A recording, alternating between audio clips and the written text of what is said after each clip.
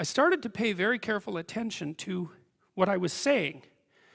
I don't know if that happened voluntarily or involuntarily, but I could feel a sort of split developing in my psyche, and the split, and I've actually had students tell me the same thing that has happened to them after they've listened to some of the material that I've been describing to all of you. But I split into two, let's say, and one part was the, let's say, the old me that was talking a lot and that liked to argue and that liked ideas. And there was another part that was watching that part, like just with its eyes open and neutrally judging. And the part that was neutrally judging was watching the part that was talking and going, that isn't your idea. You don't really believe that. You don't really know what you're talking about.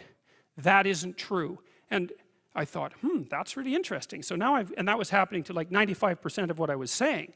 And so then I didn't really know what to do. I thought, okay, this is strange. So maybe I've fragmented, and that's just not a good thing at all. I mean, it wasn't like I was hearing voices or anything like that. I mean, it wasn't like that. It was, well, people have multiple parts.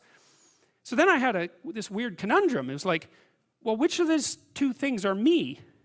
Is it the part that's listening and saying, no, that's rubbish, that's a lie, you're doing that to impress people, you're just trying to win the argument, you know. Was that me, or was the part that was going about my normal verbal business me?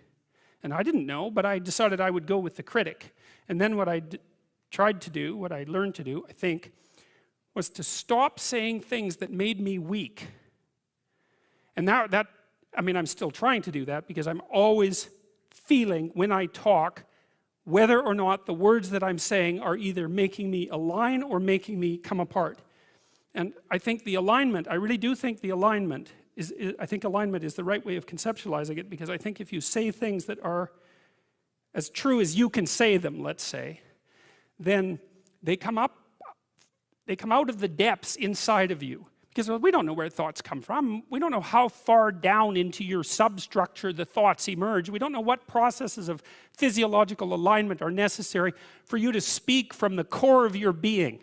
We don't understand any of that. We don't even conceptualize that, but I believe that you can feel that. And I learned some of that from reading Carl Rogers, by the way, who's a great clinician, because he talked about mental health in part as a coherence between the spiritual or the abstract and the physical, that the two things were aligned.